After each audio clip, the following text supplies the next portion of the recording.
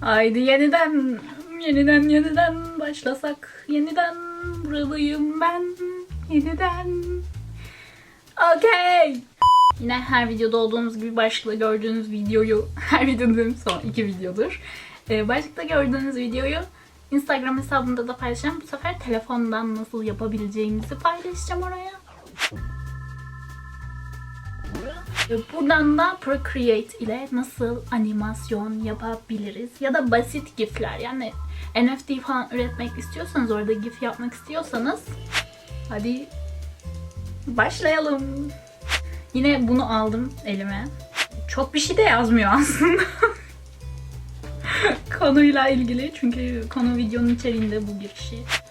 Ha bu nerenin balıdır? Abidi babidi bu. Hadi başlayalım. Tekrardan hoş geldiniz. Şimdi arka plan seçeceğim animasyon için. Böyle bir yeşilde karar kıldım. Karakterimi yerleştiriyorum. Bu karakteri nasıl yaptığımı merak ediyorsanız önceki videoya gidebilirsiniz. Ve ağzını temizleyeceğim. Böylece hareket ettirdikçe istediğim ağzı yapabiliyor olacağım. Önce ağızsız olan çizimi çoğaltıyorum. Sonra ağzını çiziyorum. Burada ben sahne sayısını şöyle kararlaştırıyorum. Mesela merhaba derken merhaba 3 sahne. Kanalıma derken kanalıma. Yani heceleyerek oradaki sahneleri oluşturuyorum. Daha fazla ağız kullanmıyorum.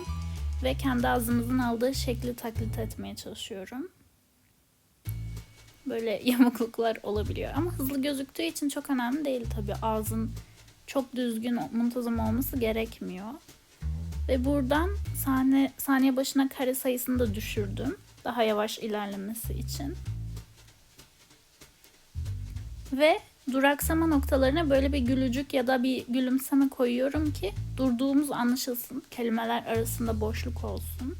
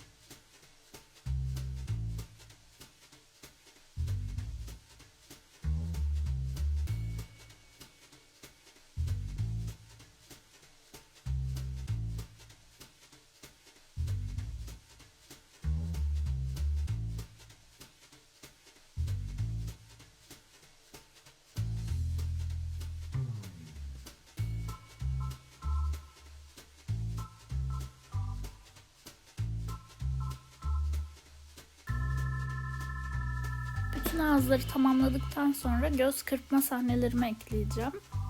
Burada bazı sahnelerde gözlerimi silip yumuk yapacağım. Böylece hızlandırıldığında gözlerimi kırpıyorum gibi gözükecek.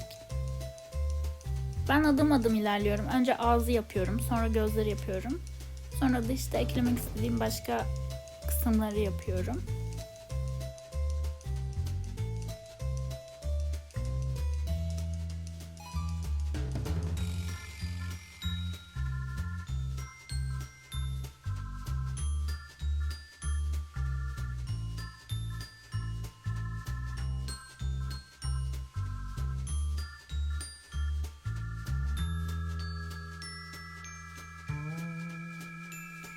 Ve videoyu izlerken sanki gözlerimi kırpıştırıyorum gibi oluyor. Daha güzel oluyor yani.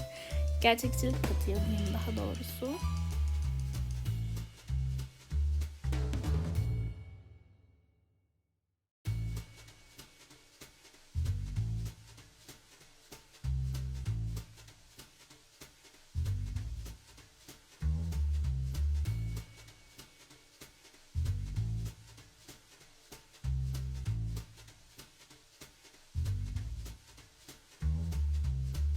Burada bir de daha böyle akışkan bir şey göstermek için ağlıyormuşum gibi yaptım.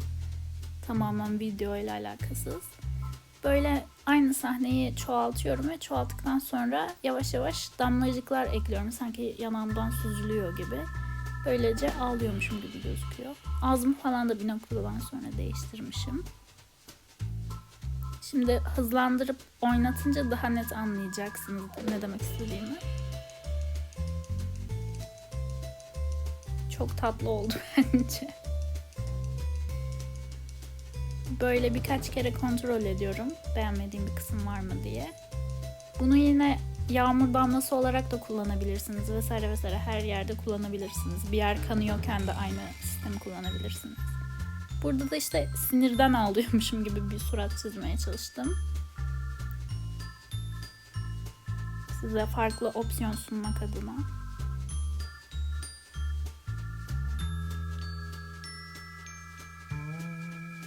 Sonucu en sonunda göstereceğim ama telefondan çizmek isteyenler için de ücretsiz bir uygulama önereceğim. Bu da Flipaclip. Profesyonel bir şey yapmak istemiyorsunuz ama aynı zamanda da animasyon yapıp böyle canlandırmak istiyorsunuz ya da kendi YouTube kanalınıza ekleyeceksiniz. Küçücük bir şey olacak bu. Bunun için bu uygulamayı kullanabilirsiniz. Ben şimdi çok basit bir şekilde Cinali çizerek yaptım resmen ama renkleri var, boyamaları var. Aynı şekilde Procreate'deki gibi kendiniz çeşitlendirebilirsiniz. Ve sonucu izleyeceksiniz şimdi. Merhaba, kanalıma hoş geldiniz. Net miyim değil miyim neyse. Videomu izlediğiniz için teşekkür ederim. Yine umarım çok yararlı bir video olmuştur ve umarım siz de bu tarzla artık hello diyebiliyorsunuzdur ya da merhaba. Neden Rus gibi söyledim bilmiyorum. İşte Antalya'da yaşayınca böyle oluyor. O zaman ne yapalım biliyor musunuz? Kendi karakterinizi basit bir şekilde tasarlayıp beni etiketleyip paylaşabilirsiniz. Mesela hello derken ya da haçan derken ağzınızı takip etmeniz lazım ama tamam mı? Haçan mesela. Onları yapmak lazım ağız hareketlerini. Çok önemli çünkü haçan demezseniz olmaz. Çünkü böyle. Bir sonraki videoda artık ne gelir bilemiyorum. Ama neden böyle oldum? Neyse hoşçakalın, ben bir su içeyim. Siz de gidin eski videoları izleyin. Buralarda belki çıkar. Hoşçakalın, bay bay.